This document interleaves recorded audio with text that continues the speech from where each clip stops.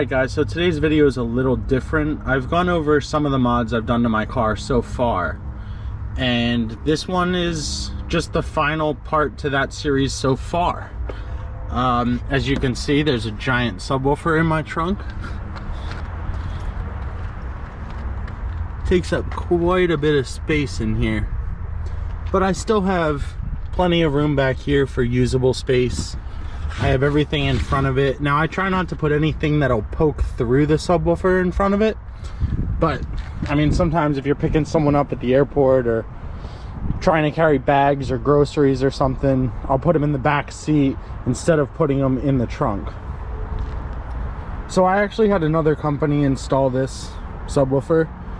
I would have done it myself. It's really not that difficult. Just time wise, I really didn't have the time when I wanted to put it in. So the actual subwoofer goes in the trunk. I'm going to start at the front of the car and then work my way back.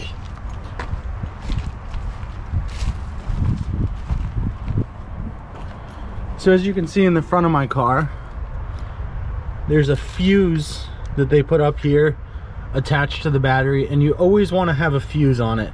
Never install a subwoofer without a fuse. If you get a short, that's an instant fire. This protects your whole investment. It protects your car, protects your life, protects everything. So make sure you put a fuse. In this case, this is a 100 amp fuse. It's quite a big subwoofer, so it needs a lot of power, and you put a smaller one on there, the second you turn the subwoofer on, it's just not gonna work.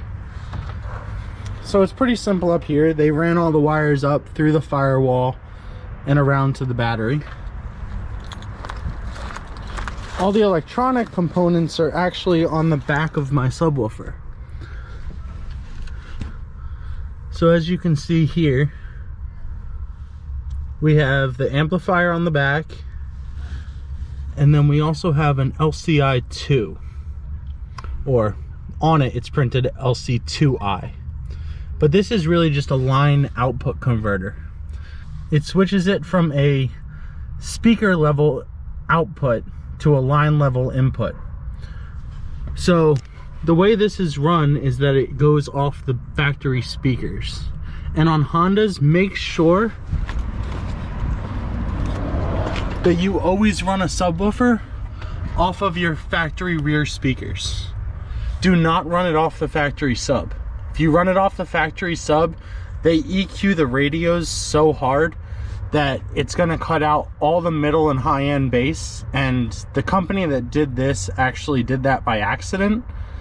And they were like, well, we always do it off of the factory subwoofer. And I was like, on Hondas, you can't. So I kept going back and was having issues. And I finally said to them, hey, can we just swap it to the two speakers? And they said, sure, we'll give it a try. Well, as soon as they did that, all the issues disappeared. The whole full spectrum bass came back. It makes such a big difference. You're really not gonna like it if you just run it off the factory subwoofer. So the LC2I takes in the level from those speakers and then outputs it with the two RCAs right here, right into the amplifier.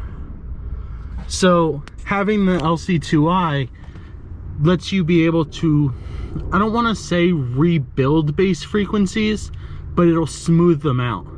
It's really a great addition if you're going to be running off speaker level outputs. Then you really want to get something that'll be able to convert it to a nice clean signal in order for the amplifier to use it and produce the best bass possible. So this subwoofer is rated at 600 watts RMS and 1200 watts peak. And for this little car, that is a ton of power. Driving down the street, the mirrors shake, the trunk vibrates. There's things you can do, and I even have my trunk soundproofed. So they put like sound deadening material on the side. It's in here too. It's just rubber pieces that stick on, and it makes a huge difference. But with the power of this subwoofer, it is so strong that no matter what you do, it's still gonna vibrate.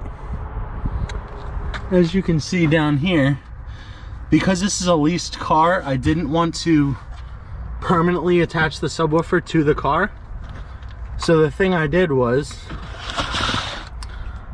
I used this, and this stuff works flawlessly.